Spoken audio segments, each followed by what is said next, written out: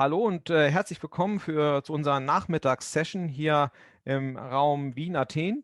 Mein Name ist Mike Vornefett und ich bin so Ihr virtueller Chair, Ihr Moderator, der Sie in diese Session hier heute am Nachmittag begleitet. Ich heiße Sie alle herzlich willkommen. Wir haben wieder eine Reihe zwei interessante Vorträge.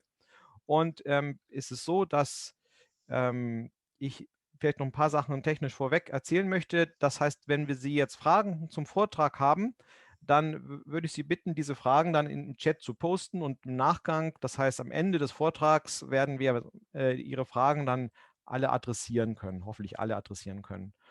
Das passt dann ganz gut. Der Vortrag, der Herr Larsson, der den Vortrag hält, der Herr Larsson wird auf Englisch sprechen und den Vortrag auf Englisch halten. Und Sie können dann aber Ihre Fragen auf Deutsch stellen und Herr Larsson wird auch auf Deutsch antworten. Ja, also das nur so zur Information auch. Der Herr Karl Larsson ist Managing Director bei der Aligned AG seit 2006 und dort auch tätig in der Design History Management Solution. Also es geht um Design Control Management. Also dort ist er ein Experte und wird bei diesem wichtigen Thema zu der technischen Dokumentation sprechen. Und ja, aus eigener Erfahrung weiß ich, technische Dokumentation, das ist ja nicht immer das liebsamste Kind, gerade nicht von den Entwicklern. Und wir wollen ja auch gucken, dass wir, also das sehe ich ja auch immer, dass man vielleicht wäre eine gute Idee, technische Dokumentation auch wieder zu verwenden und überhaupt mit technischer Dokumentation intelligente Entscheidungen zu treffen.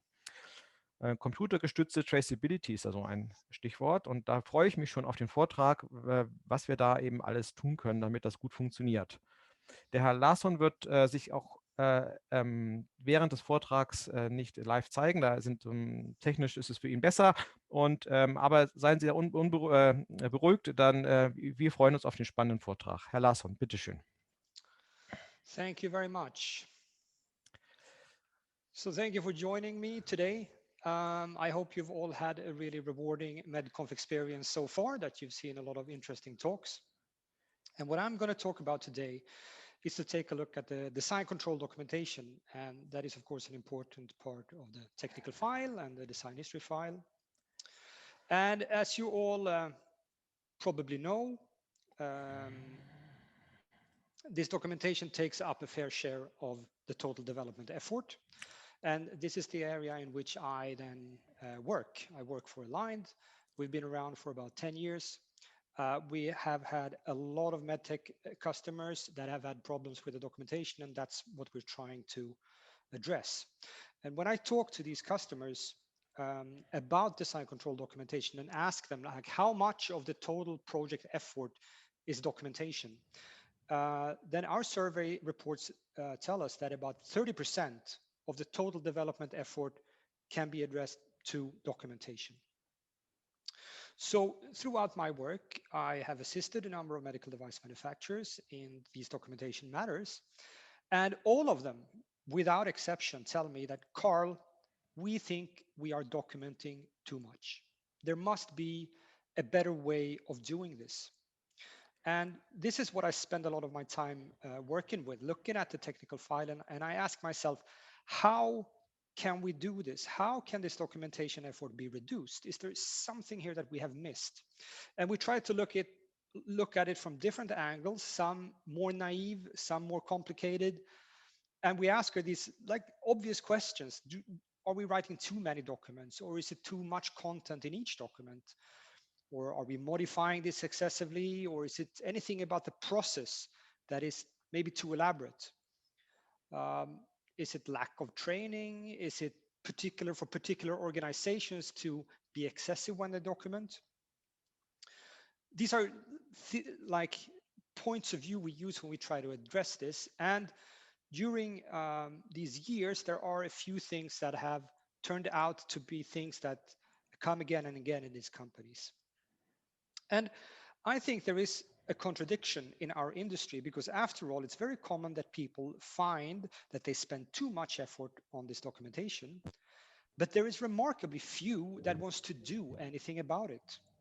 So why is that? If we all agree on that this is a problem with a lot of money to be gained if it was solved, then why does this topic receive so so little attention. And I will air my views on this. And maybe if you recognize anything of what I describe here, then maybe you can use that knowledge in your company to address the documentation problems that you face. So why aren't we doing anything about excessive documentation? Well, I think one of the reasons is that compliance always trumps efficiency.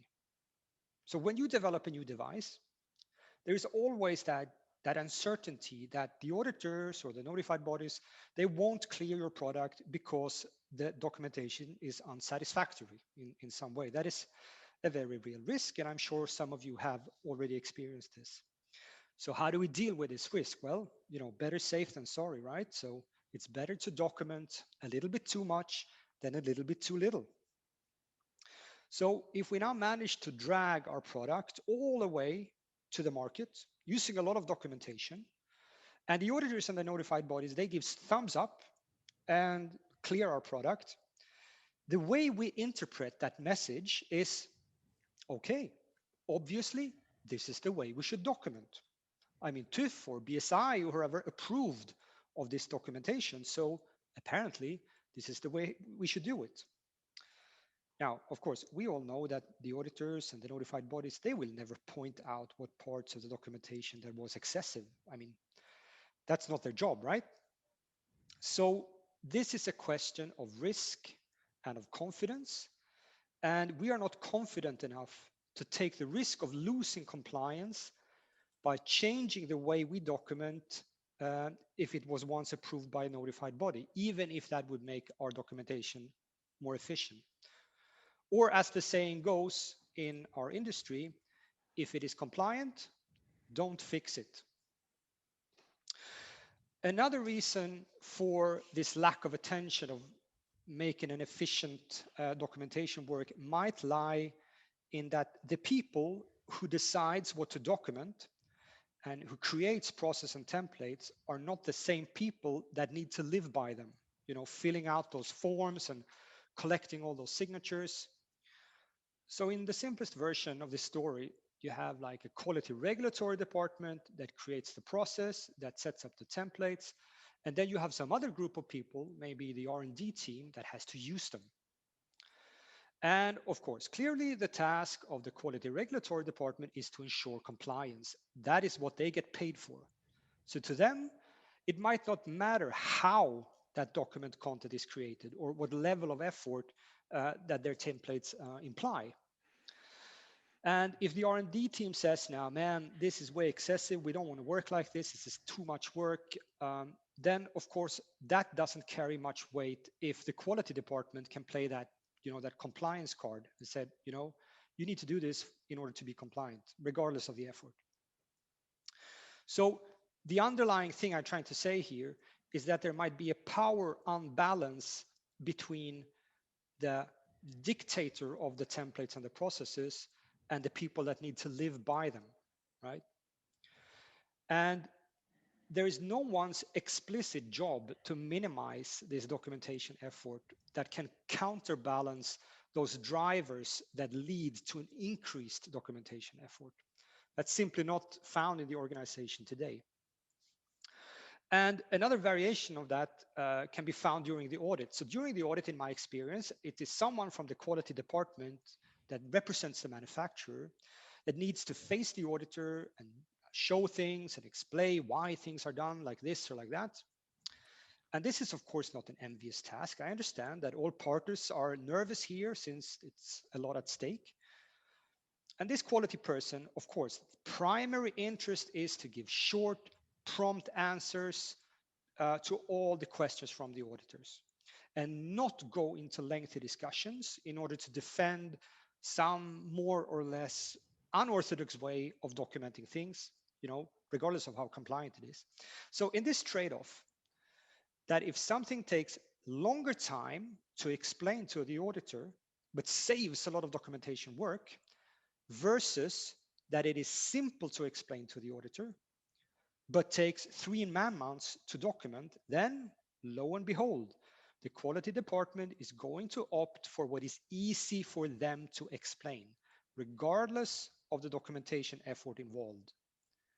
So no one is really responsible for that total documentation effort that a particular decision leads to. The driving force is compliance, not efficiency. Nevertheless, are there any simple generic ways of reducing the documentation effort without risking compliance? Is there this key to unlock this way to the hidden treasure of your technical file? Could you um, make your technical file in a different way that is efficient and still compliant? And I'm going to highlight 4 areas today where I find that there are gains to be made. And the idea of this talk is that you can go home and take a good hard look at your own documentation in your own company and compare what you see there with what I have shown here today. Now, of course, there is no simple answer on how to generally decrease the documentation burden. The reason for excessive documentation and the opportunities to reduce them are, of course, found in your own company. But I'll go over these 4 areas and you let me know if anything about that sounds familiar. So, exhibit number 1. I take it that most of you are familiar with this picture. It's from the FDA QSRA 20. It shows some design control categories and how they relate to each other through traceability, so to say. And I assume that you're also familiar with this model, the very famous V model that we see so often. And this V model kind of describes how design on this end matches verification and validation activities on this other end. And the idea here is, in one hand, is to see that how does the design on this side relate to testing on this side, but also there is an idea of refinement on this vertical axis. So the further down we go on this vertical axis, we increase the refinement of our design controls here. So we go from something very high level, like user inputs, and move our way down to something that is more concrete and maybe more design output like. So let's talk about levels. If you have a V model like this, maybe you can find it in your company. It can have many levels like this, or it can have few levels like this. So if you have many levels in the V models, there are a few things that are going to happen. So the idea with this many level rests on the idea again of refinement. As we move down the vertical axis, things get more concrete and refined. So if the upper levels up here, on the upper right, left, is more about the problem, then the lower parts here are maybe more about the solution. So we add context-specific data on each level. That's the idea. Now what happens is that since we have this underlying idea of required traceability, so things are tracing from here to here, from left to right, but also from higher to lower elements. What happens now is that a lot of the data on these higher levels just get copied from one level to the next without adding much more value or content. Now, this is not obvious until you lay the design control items of one level side by side with the items on this lower level. Now, if you really compare them, you will see that there is a lot of things that are the same. Now, who would do that? Who would place these things next to each other? Well, not many, it turns out. Because the items on one of these levels are probably written by some guy, and there's some other guy that writes the design controls on this other level. And he might not be too interested in what's going on the other levels. He's concerned with the things that he writes, the document that he writes. He couldn't care less if info gets replicated. But of course, the total effort gets affected because you're writing down the same things twice or thrice. And as you know, in the traceability, there is a tendency that the traceability fans out on each level. So you will have more design controls on a lower level than on a higher level. So if you have a few up here, there's going to be a lot of them down here. It kind of fans out like that. So more levels generally mean more design controls, and of course, more verifications and more risk assessments and more documentation work without necessarily adding a proportional additional value. Now, don't get me wrong. There are definitely moments when new information gets added on the respective levels. But the question is the ratio of new information versus pseudo repeating existing information. Does it really warrant that additional level? Another effect that these levels have is you're gonna enter into a discussion of like, how do we formulate things on this level and how do we formulate them on this level? Because we want to make sure that things that end up on this level don't appear over here. We want the information to be grouped where it should be, right? And I know companies that have spent the better part of a year haggling over the exact formulation difference between a requirement or a specification, for example.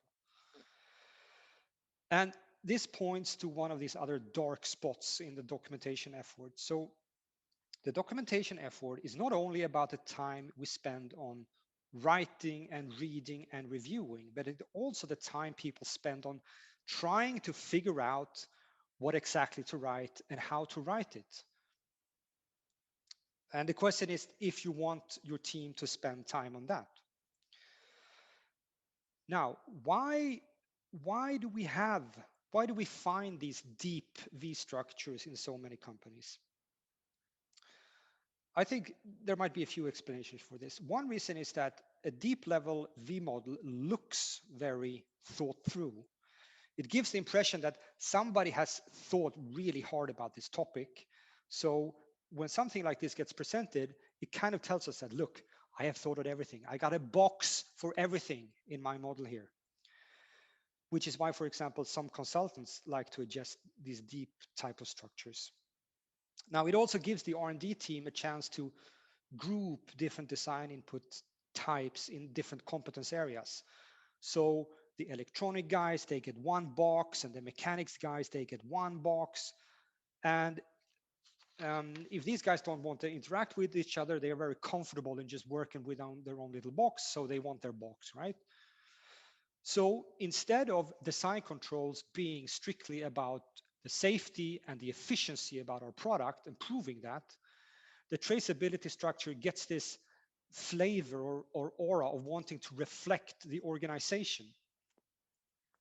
But that's, of course, not the point. The point is about design control data. And that might be like a cultural explanation to why you end up in these kind of structures. I think another unfortunate reason is, maybe you're familiar with this. This is a picture from 60601 Annex H. It shows a V model with lots of layers. And I see some companies just look at this and say, okay, this is what 60601 says. I want to be compliant with this, so I take this. But this is only an example. 60601, doesn't require your design control structure to be like this. It's just an image. It's just an example. You don't need to rely on this. So that is some thoughts about the V model and the design control structure and the number of layers that get in there. Now I want to show you some statistics on design control items. So this is an example of a product that got documented and approved and is now sold in the US and in Europe. And it shows you actually the percentage of meters, of shelf meters of the design history file and to what domain these documents adhere to. And so that's one example. Here is another example, another project. And what we can see in both these areas is that there is one type of documentation that totally dominates the technical file, which is the verification and validation documentation. And here is another piece of statistics from another project, which shows you the total number of items in different kind of domains, and also the average number of changes for each of these. So we can see if we have 251 requirements, we end up with 2,500 test cases in this case. But we can also see that the number of changes, the highest number of average changes is over here. So it's not only the area where most documentation gets generated, it's also the area where the most changes and modifications are done. So clearly, the absolute majority of the document content created is during this verification phase. It can be, as we've seen, sometimes more than 50% of all that paper is created during that part. So again, if we want to focus on some part, on some limited part of our entire DHF, this is of course a golden opportunity. So why is so much time spent on this phase compared to the other phases? I think one reason is that there is a huge information asymmetry between design input and verification. And what I mean with that is that when you document design input, you can get away with skipping some details, but when you write a test, you get super concrete. You describe exactly what you do, what you expect to happen, and what actually is going to happen in great detail. And of course, these tests often contain setup information, specifications of the exact environments, the state the machine needs to be in before you execute the test. So to describe the verification of a requirement, it just contains a lot more data than the requirement itself, much more. And therefore, if we should pick the most obvious low-hanging fruit for increasing the efficiency, this is the area that we should look at, simply because of the high volume of tests and the effort it takes to write each of these tests. So where do we find the potential savings here? You could look at why there is so many tests or what goes into each test, but you can be even more abstract than that. You can take a look at your test template. There's a good chance that your verification test template contains a lot of fields. So here's an example. This template contains about 40 fields. It is about 4 pages long, and that is for each single test, right? Why are there so many fields? Does that come from FDA 820 or 13485? No. What does FDA require regarding verification? FDA requires identification of the design, like what are you testing? How are you going to test it? When you executed the objective evidence that the design input is met, the date of the execution, and who did it. So that's 5 things. That's 5 things that FDA requires you to document. And those other 35 boxes here, why are they there? Well, that's a really good question.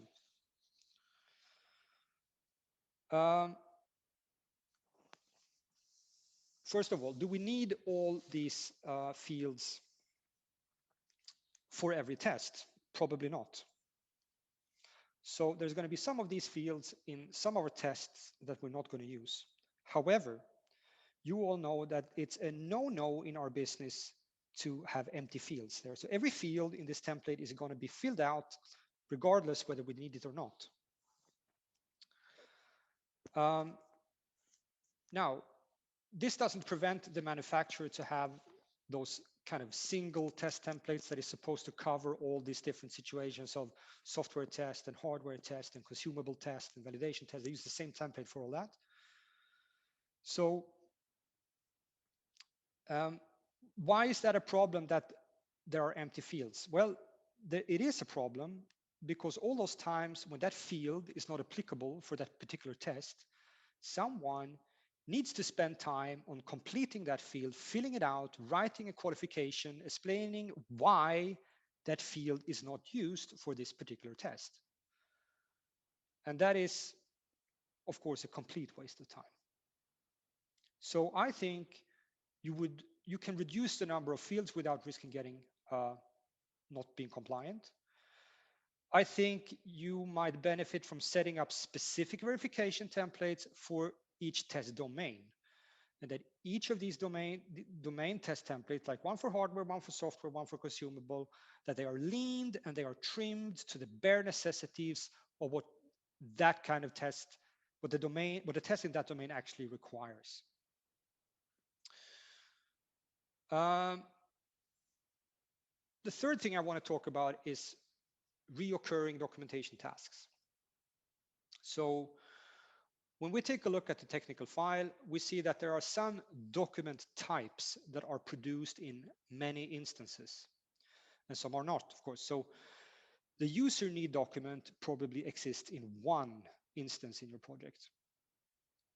Now, is that a good target for improving efficiency to take a look at that template? Probably not, because if you try to make efficiency gains there, you would have one opportunity to reap that gains because there is only one instance of that user need document in your project. Now, if you have a document type that occurs in many instances, like for example, a review protocol or a test case document, then of course, any efficiency gains are multiplied by the number of instances you create such a document. So let's say that you have a review protocol that you need to fill out for every document review. And if you use it 500 times because you have 500 document reviews, then of course, any efficiency in that protocol template is accumulated 500 times. And vice versa. If you can eliminate some work, you kind of gain that efficiency 500 times. So both inefficiencies and efficiencies accumulate with the number of instances. So my message here to you is that in that big pile of documents that you have, you should try to find those document types that occur in many instances, and you should focus on them and try to make them efficient. So in this example, don't focus on the user need document template, you focus on the review protocol template. And you trim it. You trim that template down to the bare minimum. And here, of course, there are gains to be made not only in the actual writing of that document, but also in the processing of that document, such as how do you do change management of that document? What are the steps required to release it? Is it a gazillion people that need to sign off on it? Do you scan yourself to death when you want to archive it? Because all the steps to process that document is then, of course, also repeated 500 times if you perform it for 500 documents. So anything that is repetitive about your documentation should have your immediate attention. Now, finally, let's talk a little bit about interdependent documents. I don't know if you've noticed this, but a technical file contains an awful lot of documents. I mean, we're talking about meters of shelf meters of documents. And these documents, they have a tendency to rely on each other. They're dependent of each other. So if you make a change in one document, there is a substantial chance that other documents also need to be updated in order to accommodate for that change. And conversely, there is a good chance for ending up in an inconsistent documentation state. Now, since there are so many documents being created over such a long period of time and being updated ever so often, it is simply not humanly possible for a single person to have the current state of all those documents in his head at any given time. So we can't rely on some person knowing about all these dependencies. It's just not humanly possible. So we need to find another system to handle these interdependencies. And one way of reducing those dependencies is to limit their exposure to change. What do I mean with that? So this is a simple image of different design control types and how active they are in different phases of the project. So if the left side here is where we start the project and the right side is where we end the project, there's going to be some design control item types that have more activity than others. So maybe you work more on the design input and the user needs here in the beginning. And then towards the end of the project, you might have more testing to do. And maybe here at the very, very far end, you might have a lot of validation activity. Now, so if you write a document, sorry, what I want to show with this is that different design control information mature at different points in time of the project. So if you have a document that is supposed to contain information about these kinds of design controls and these kinds of design controls, then you can see that the information is not going to be stable and fully available until here, right? So the document will be subject to change for this entire time here. And if we want to reduce the exposure of change, we should gather and restrict the information in our documents to information that matures when the document is created. So we want to limit the exposure to change and only basically limit the content of the document to only be of the things that are mature at the time when we write it. So we don't need to wait for other stuff to be to mature and constantly have to update the documentation and then get into this risk of missing dependencies and end up in an inconsistent state. So a super basic example of this, like if you have documents containing requirements, so you have a list of requirements, don't include information about the traceability to downstream items in that document. Because of course, that kind of information of the downstream items, they're going to mature at a later stage, and you're going to have that requirements document being subject to change or exposed to change for an unnecessarily long time. Now, there's going to be volatile and dependent information in the project, no matter how you do this ordering. And then my advice is create dedicated documents that contain this specifically volatile and dependent information. It's a bit like software engineering. So you try to separate the things that are stable from the separate things from the things that are volatile, because then you know that, okay, this document is supposed to contain volatile things, so I need to keep an extra eye on that one. But I can then, if I gather this in dedicated documents, I can limit my my work to pay attention to just these documents. Now, another way of getting to grips with these kind of interdependencies is to use a digital ALM system. And a good ALM system, and now if you excuse my self-congratulatory tone here, they will tell you where these interdependencies are and will let you know what part of your documentation gets affected when you change something. So the system will provide you with a proper impact analysis and help you ensure that the information is consistent. Luckily, we provide such a system. So if you recognize this problem of interdependency documents, I want to know more about it, how we solve it, you can reach out to us and let us know. So I'm going to summarize my rant of today and talk about those easy gains. I looked at 4 areas today where I think that you can gain documentation effort efficiencies without risking your compliance. The first one was we can take a look at the number of levels in our V model. Is the information replicated? Do we really need all these levels? And the second hint is that verification documentation is more than 50% of all that documentation. So if we want to make something efficient, that's a really good place to start to look for efficiency gains. Then I want to make that distinction between documents that occur in many instances, like these repetitive documents, because there are going to be types of repetitive documents in your DHF. Those are a low-hanging fruit, a smart thing to address if you want to, if you don't know where to start to look, And of course, the nature of these interdependent documents, that's a lot of work. And 2 ways that you can limit that is just limit the exposure to change in your documents and apply a digital ALM system. So thank you again, Mike, for giving me this opportunity. I'm ready to take your questions. Yeah, I'm switching back. Sorry, I'm switching back to German a bit. Thank you. I have to accustom a bit. So, vielen Dank. Herr Larsson, vielen Dank für den sehr schönen Vortrag. Man konnte Ihnen sehr gut folgen, finde ich, muss ich sagen.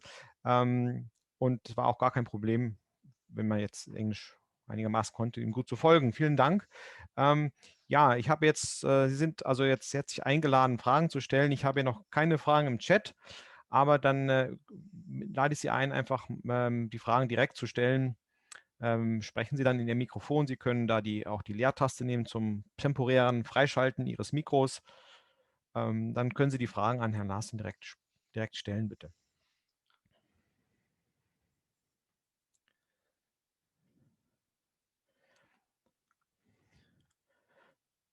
So, Herr Larsson, jetzt sind alle baff, ja, weil Sie haben das so gut vorgetragen und alle haben intern, ich denke mal, alle haben intern so genickt bei sich, also zumindest die jetzt mit technischer Dokumentation zu tun haben.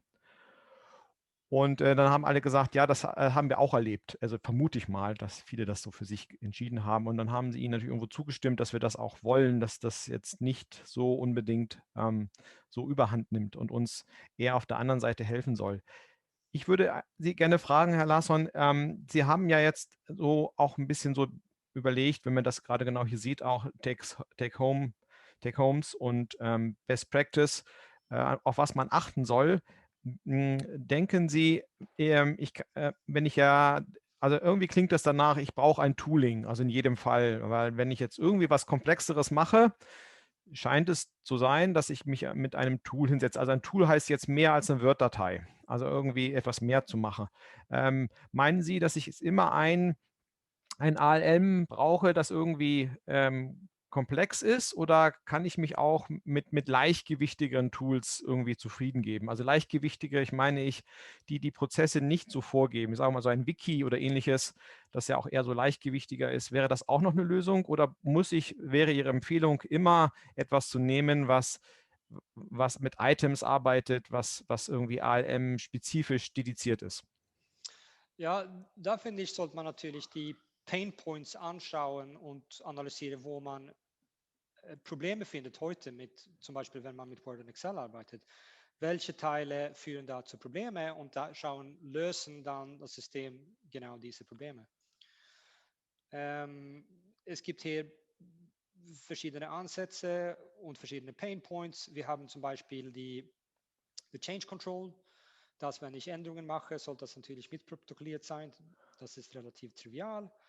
Wir haben das mit Traceability. Ich finde es gut, wenn man Sachen verlinken kann, weil das müssen wir sowieso später darstellen. Und das ist ja wie ein Prerequisite, um überhaupt diese Impact-Analyse zu machen. Quasi, wenn ich irgendwo irgendwas ändere, was hat das dann für Einfluss auf den Rest der Dokumentation? Persönlich finde ich, dass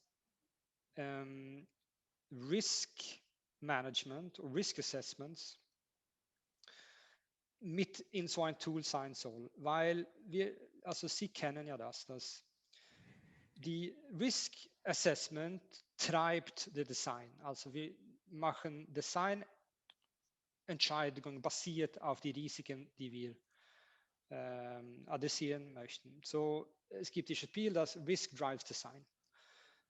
Und das verfolgt man über ein Traceability. So, warum habe ich dieses Requirement? Ja, weil irgendwo haben wir damit ein Risiko mitigiert. Auf die andere Seite, Designentscheidungen treiben ja auch eine neue Risk Assessment.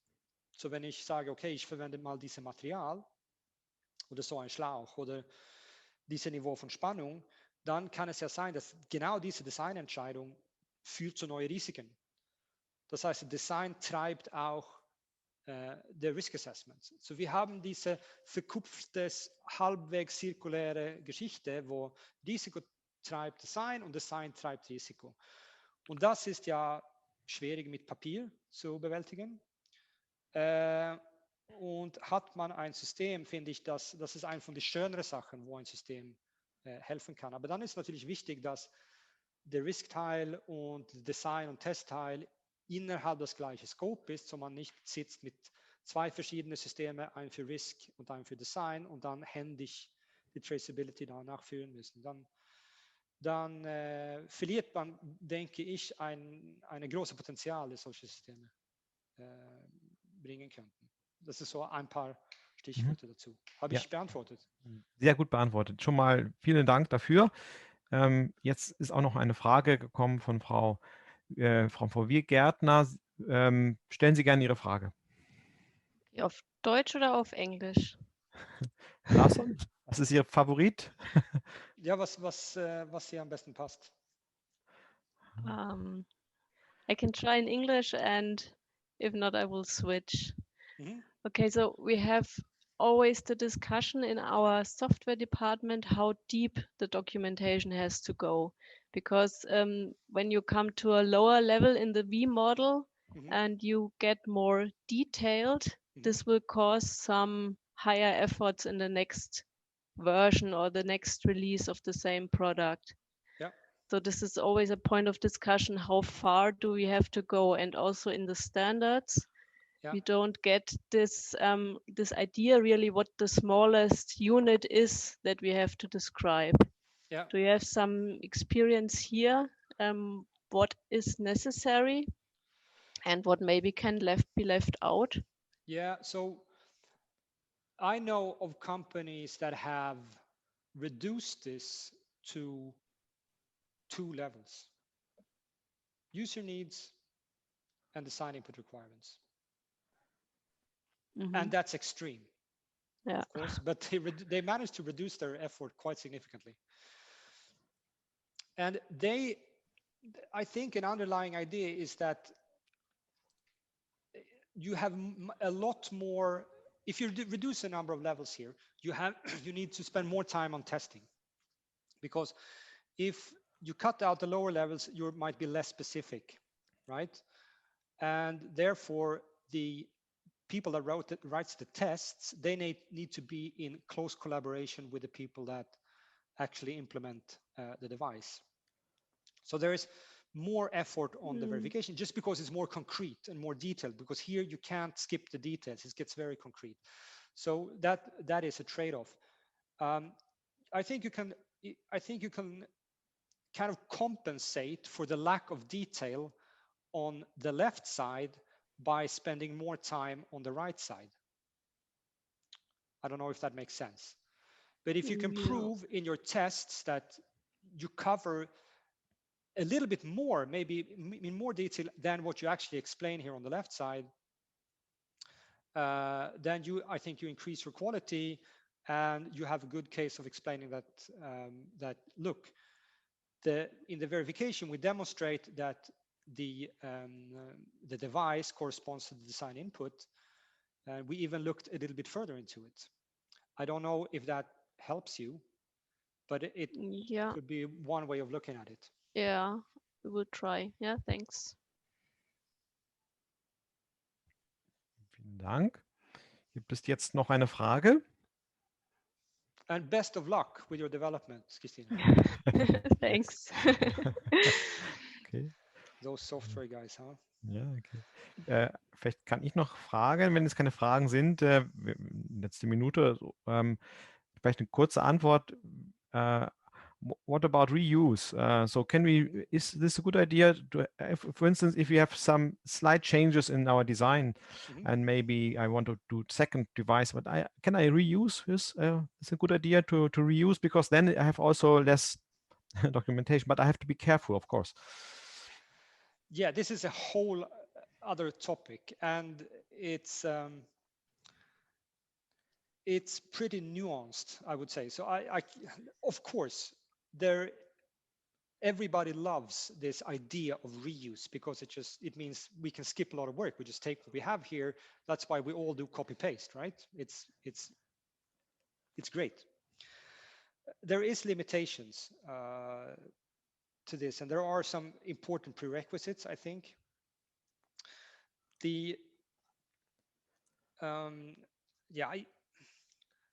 If you're interested in this, come up to me afterwards and I can tell you all the ins and outs of this, because it's a topic that I really like. But the domain is complex. It's like me too. There are no simple answers here. There are, but I think a lot of companies might have opportunities for this. If your company are reusing components in your medical devices to a high degree, then I think you have a good case for being able to reuse the sign control documentation as well under some important constraints. Thank you very much. Sorry for not giving a straight answer, but this is exactly for the time we have, and it's a very good hint. So I think you are available in the Gathertown or Gathertown. Yeah. Then I think everybody can meet you there, Yes. and then everybody can ask you in more detail about this topic later. Yes. So Okay. in that case, thank you very much, everybody, and stay healthy. Thank you. Thank you, Mr. Larsson. Thank you, everybody.